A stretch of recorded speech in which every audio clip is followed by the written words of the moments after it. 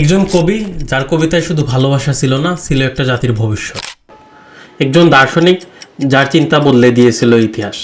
তিনি আল্লামা ইকবাল, যিনি প্রথম স্বপ্ন দেখেছিলেন আলাদা একটি মুসলিম রাষ্ট্রের।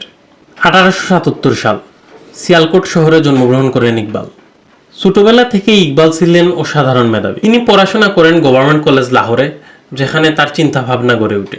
এরপর তিনি পাড়ি জমান ইউরোপে, ইউনিভার্সিটি অফ কেমব্রিজে পড়াশোনা করেন এবং পরবর্তীতে জার্মানে ফিলোসফিতে ডিগ্রি অর্জন করেন। এখানে তার চিন্তাধারা আরও গভীর হয়ে ওঠে। ইকবালের সবচেয়ে গুরুত্বপূর্ণ ধারণা ছিল খুদি। খুদি মানে নিজেকে চিনতে শেখা, নিজেকে আরও এক্সপ্লোর করা, নিজের ভেতরের শক্তিকে জাগিয়ে তোলা। আল্লামা ইকবাল বিশ্বাস করতেন, যদি কোনো মানুষ নিজের খুদিকে ভালোভাবে চিনতে পারে, তবে সে নিজের ভবিষ্যৎ নিজেই গড়ে নিতে পারে। এখানে একটা গুরুত্বপূর্ণ প্রশ্ন আছে, তিনি তো কোনো আলেম ছিলেন না, তাহলে তাকে আল্লামা ডাকা হয় কেন? আল্লামা শব্দের অর্থ অত্যন্ত জ্ঞানী ব্যক্তি।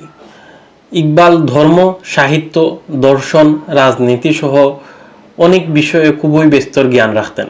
এজন্য মানুষ তাকে সম্মান দিয়ে আল্লামা উপাধি দেয়। কিন্তু আল্লামা ইকবাল শুধু একজন কবি ছিলেন না, তিনি ছিলেন একজন চিন্তাবিদ। 1930 সালে আল্লামা ইকবাল তার আল্লাহাবাদ অ্যাড্রেসে প্রথমবারের মতো আলাদা মুসলিম রাষ্ট্রের ঘোষণা দেন। তার এই চিন্তাই পরবর্তীতে পাকিস্তান রাষ্ট্রের ভিত্তি হয়ে ওঠে। তিনি মোহাম্মদ আলী জিন্নাহর সাথে খুব ক্লোজলি কানেকশন রাখতেন। তিনি মুসলমানদের জন্য আলাদা একটি রাষ্ট্রের স্বপ্ন দেখতেন। ইকবালের কবিতা শুধু কবিতা নয়, এটি ছিল আলাদা একটি আন্দোলন।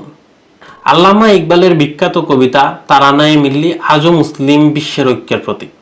তার প্রতিটি শব্দ মানুষকে জাগিয়ে তুলত, সাহস দিত, আত্মবিশ্বাস দিত, নতুন স্বপ্ন দেখতে শেখাতো। 1938 সালে আল্লামা ইকবাল তার রবের কাছে প্রত্যাবর্তন করেন, কিন্তু তার চিন্তা কখনোই মরে যায়নি।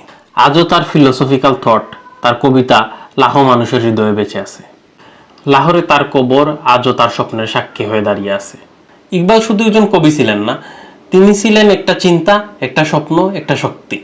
আল্লামা ইকবাল শুধু একজন কবি ছিলেন না, তিনি একটা চিন্তা, একটা শক্তি, একটা স্বপ্ন, যে শক্তি একসময় একটি জাতিকে জাগিয়ে তুলেছিল। আর আজও হয়তো ইকবাল পাঠ আমাদের ভেতরের খুদিকে জাগিয়ে তুলতে পারে। ইকবাল পাঠ আমাদের এই ভূমির জন্য আজও জরুরি, যতদিন আমরা নিজেদের পরিচয় এবং সত্তাকে ধরে রাখতে চাই। আজ এ পর্যন্তই, দেখা হবে পরবর্তী ভিডিওতে। ভালো থাকেন। আসসালামু আলাইকুম।